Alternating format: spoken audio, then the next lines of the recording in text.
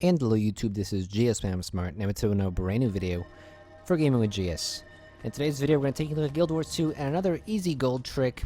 And for those of you who watched a few of my recent videos, you may be aware that this is going to be the last gold trick for a while until ArenaNet releases more content, because I feel like I've exhausted all of the tricks to make gold. And I don't know, I feel like I've gone over a lot, and I can't really find any other ways to make gold. So today we're actually here on my Guardian. Doesn't he look so awesome and epic? He looks like a real knight in white shining armor. So anyway, today I'm going to show you just 3 little small things you can do to make some extra side gold. I didn't really want to dedicate a video to these because it wouldn't have really made a point to make a video because they're really short to explain. So I'll be going over that, and then I'll be going over the remaining 1.0 series guides that we had, because I'm not sure when I'm gonna make another gold guide, depending on when ArenaNet releases something. So it could be a while till we have another gold guide for the 2.0 series. So just to sort of keep everything up to date, I'm gonna go over the last 7 videos that we haven't gone over yet from the 1.0 series in this video, so you can sort of get an idea of what is still viable and what is not viable. So firstly, I'm actually going to start off with cooking. Cooking is actually something that can make you some gold. Now, be aware, this can be very hard to make some gold. However, if you have a max cooker, and if you do have some, if you have a lot of karma, you can make some, where's the cooking station? Oh, here. You can make some gold off of cooking, and the main method how is that this works especially well if you're a max level cooker, because you have more options. But there are some things that you can actually cook that sell for a lot. There are some things that are karma only that sell for a lot. Basically, I don't know the recipes off the top of my head, because this is like one of these methods that takes a lot of time to research, takes a lot of time to analyze the market, and stuff like that. But a lot of these things here, they do require, if I can just, dyes as well. Dyes are really good to sell. Like, you can make some of these dyes that are like master crafted. Some of these can even be rare crafted, rare quality. As you see, this one's rare. You could make some really good amount of gold here. And I think basil leaves are, these basil leaves are, karma only, I believe. So if you have the other materials from just walking around Tyria, you can craft these dyes, and you can get lucky and get some really expensive dye to sell for a lot. However, it takes time. There's also, so dyes are a really good way. I think there's also some food that sells for a lot. Like, a lot of the cooking stuff can sell for a lot. Obviously not this one. Especially the stuff that gives you, like, a power and stuff like that. There's a lot of cooking stuff that sells for a lot, but it honestly just takes a lot of time and research.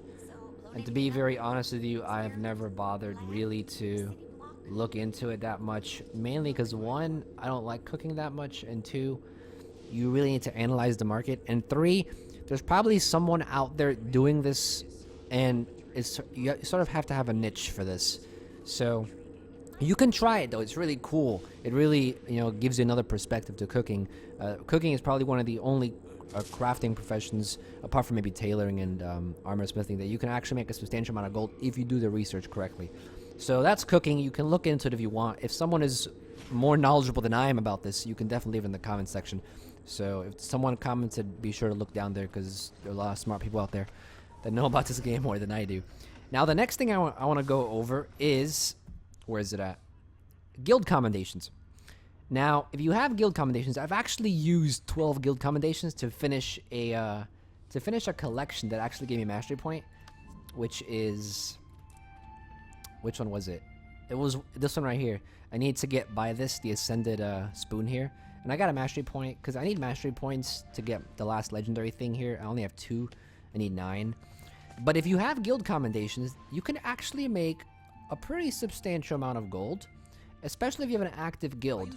If you're part of a guild that sort of does guild missions every week, and that's sort of your routine, and you haven't really known what to do with the guild commendations, well, if you have a bunch of them, you could actually invest them in to make some, okay amount of gold. You're not going to be rolling in millions of gold, but you can actually make a pretty good amount. So if you talk to, we're going to have to go into the headquarters here. Let me just walk in here real quick, because they have one of these merchants in your guild hall as well. But if you don't have a guild hall, then you'll have to go to the guild initiative here. And basically, you can buy insignias and I think inscriptions. I believe it's for a certain amount of commendations, and you can sell those then on the trading post. Now, I believe... here they are. So as you see, for 10 commendations, and for 80 of these, you can actually resell these back onto the trading post. And if we're to look at the trading post, and we look up Sentinel Insignia, let's look this up real quick. I think Sentinel sells for a lot, because isn't that like a popular... Isn't that like a popular World versus World type of thing? Yeah, it is. Because Vitality it focuses on. So, if we actually check here, as you see, 8 gold. Look at that. For just 10 commendations. So, you can make a pretty substantial amount of gold off of that. And the same with this one right here. The same with the inscription. Let's look that up real quick. Here we go. Another 8 gold. So, pretty huge amounts of gold. You have 20 commendations. It's an easy 14, 15 gold there. Taking off tax and taking off this, obviously. You need to take this price off too. But pretty good amount of gold if you have guild commendations. And the last thing I want to go over is... Now, I remember I did a video on tokens, and I told you guys, okay, well, since I did a video on basically everything in...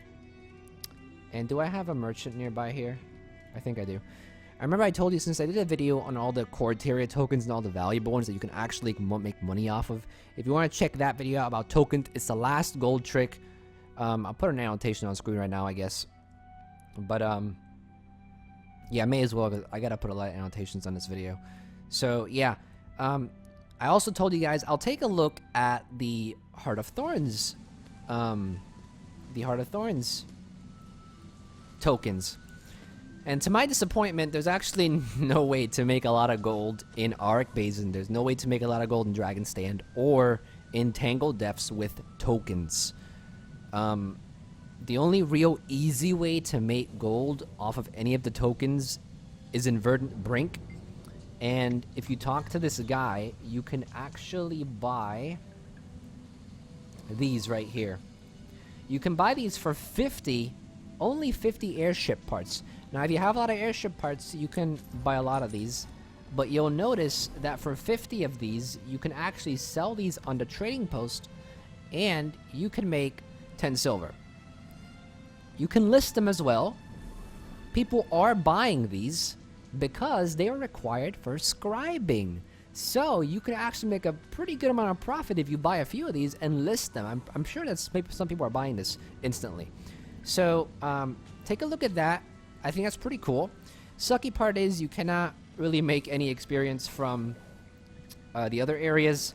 There is a way to convert your tokens, but it's honestly not really that efficient, so it's nothing crazy. So if you're looking to turn in your tokens for something, at least in Verdant Brink, you can do it. So those are the three little small things I wanted to go over today. Now we're gonna go over. Let me go to a place where it's not as crowded and laggy, because for some reason Heart of Thorns areas are always laggy. I'm gonna go over some of the other videos that we made and just tell you guys if they're still viable or not, because that's originally what I was going to do in each of these videos after the 12th video we did. But like I said, not much content in the game left that we haven't covered yet to make gold. So we're just gonna go down the list. First of all, our 13th gold trick was chest farming. Still very viable. If you don't know what chest farming is, obviously all the links are in the description. All the links are going to be on the screen right now, as well as I'm talking about them. So if you if you haven't watched it, if you don't know what I'm talking about, if you're unaware, check it out. Chest farming, silver waste farming, viable as always going to be viable unless they nerf it hard. Number 14 was Auric Basin farm, still very good. Also a dragon stand, and basically farming all the Heart of Thorns maps is just, you can make a lot of gold off of that. Problem is it's very time consuming, and if you don't want to do silver wastes constantly over and over, I do recommend doing any of the maps, and you'll get gold from that. Now I am trying to work on a project where I'm trying to see which map gives you the most amount of gold.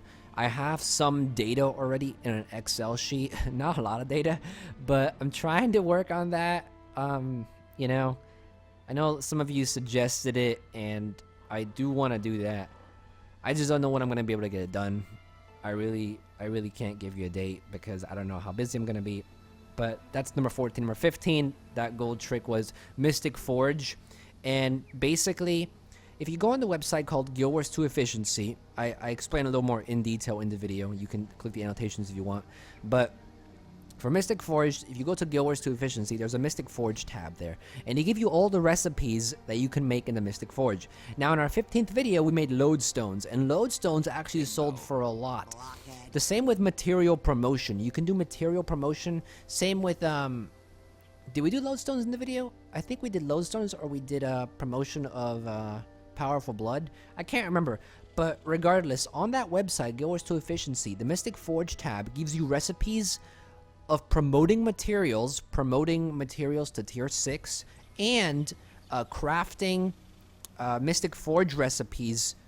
There's lodestones there. There's you know, other stuff that requires like spirit shards, and you can make a lot of gold off of that. Definitely recommend you check it out. It's still viable, very well viable, still great. Number 16 was about passion fruit. Now the thing with passion fruit is we basically invested money.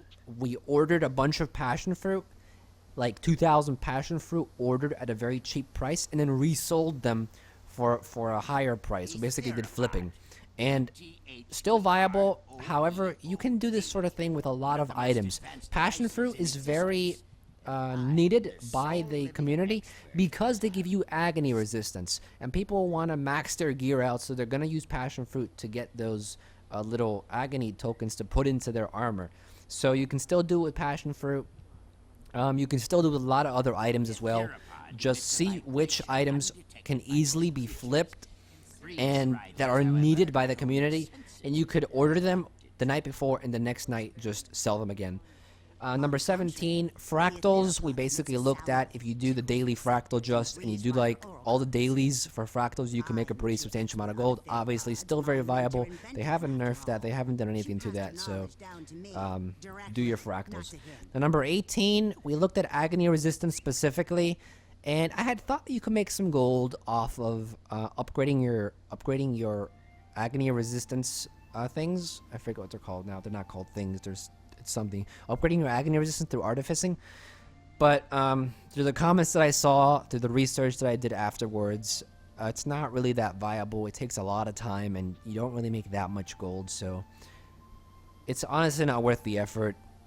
So I don't think 18 is that viable anymore. However, I mean, if you do fractals a lot, I guess if you have like thousands upon thousands of agony resistance, perhaps you can make some profit. I'm just not very optimistic about it anymore as I was. Number 19, we had the special Winter's Day. Obviously, that's only during Winter's Day. It's not going to be any time other. So clearly not viable anymore unless it's Winter's Day again, and if they bring that back. Next Winter's Day, I'm gonna make another video anyway though, so we'll see if they bring it back or not. And number 20 in the 1.0 series gold trick was doing the meta events in the high level zones like Cursed Shore or Malkar's Leap or Ruins of Ore, anywhere really in Ore. If you do the meta events there, and if you do the big events, the trains, champion trains, there are a few champion trains in the high level areas as well, like in the Cursed Shore. There's a few. I think in, what is that map called where the Karka Queen spawn? South Sun Cove. I heard there was a train there, but I never see one going on, so I mean, I don't know, maybe just people And Frostgorge Town, no, there used to be a train up there too, but no one's really doing it anymore. I'm pretty sure you can still make a substantial amount of gold if you gather the people, but you know, Silver Waste has basically conquered all the trains and replaced it. So yeah, trick number 20 is still viable. Obviously, one that was underappreciated and still very good to do because they don't take very long to do. You have a lot of people doing the meta events, and they go by pretty quickly. They're pretty fun to do, especially if you haven't done them that much, and you can get a lot of loot out of that, tons and tons of loot. So that's that. We've pretty much gone over everything. So if you have any questions about any of the gold videos, you can leave a comment here, a question here. If you have a suggestion for a gold trick, or you have a theory on how to make gold and you want me to test it out, I can definitely do that. That'll be a cool little video we can do. So from here on, I'm pretty much going to be covering Guild Wars 2 news, maybe looking over some cool little things that are hidden in Guild Wars 2 that maybe not a lot of people know about. I'm going to try to look into raids. I almost got into a raid group the other day, and I was like, oh, this is great. Maybe we can make a video off of it now, but then some of the people had to go, and I was just like, ugh. So, yeah, that's pretty much it. For this video, if you haven't subscribed yet, go ahead and subscribe. We have lots of gold videos on the channel, lots of Guild Wars 2 content on the channel as well. Maybe I'll take a look, like I said, maybe I'll take a look at some PvP stuff. I have some videos planned already because a lot of you have requested videos. I have them on the list, so they'll be coming out soon. Maybe I'll make a video tomorrow, not sure. I gotta see what I'm doing tomorrow. And Tuesday I have school, so who knows. Wednesday I'm probably gonna be studying for my test on Thursday. So there may be not a video for the next 4 days or so. Apologies, but you know, gotta take care of life also. If I have time though, I will be uploading something, so don't worry. But yeah, pretty much for this video. Thank you for watching as always, really appreciate it, and I'll see you guys next time. Thank you for watching. I hope that this video helped you out in any way. If you enjoyed this video, please leave a like. It'll really help me out. If you didn't like it, you can leave a comment below as well and give some feedback. If you have any other comments or questions, please leave them in the comments as well. And I usually try my best to answer those comments within the next 24 to 48 hours, depending on how busy I am. I also have plenty of other content on my channel about different gaming tutorials, as well as general gaming videos for Guild Wars 2, League of Legends, Minecraft, and any others that you may be interested in. So if you're interested in that type of stuff, check it out. And if you like what you see, you can subscribe too. Would really appreciate it. You can also check out my other channels and social medias as shown on the screen right now. And with that, thank you so much everyone, and this is GSmaniamsmart, and I'll be back sooner than you think. Don't go anywhere.